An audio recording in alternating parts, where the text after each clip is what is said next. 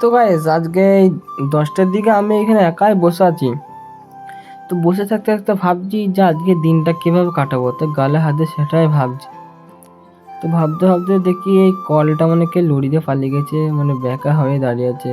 তো এর মধ্যে দেখছি আবার পানি চলে এসেছে, মানে কলের ভিতরে পানি, সেটা আমি বিশ্বাস করতে পারছি না। তারপর জোরে নামাজ পড়ে চলেছিলাম বাড়ি।